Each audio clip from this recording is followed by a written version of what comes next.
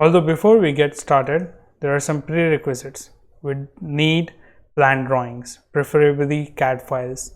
We can still use PDF files as well, but definitely CAD file will be very helpful because we can use it as a reference in DIALux as well.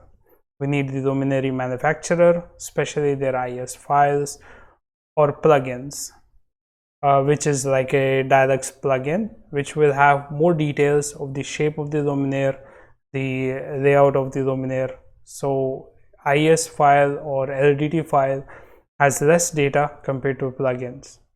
We also need to know which specific standards we are following, or if there are any project specifications, because sometimes the project specifications will be higher than the standards, or it could be a bit different.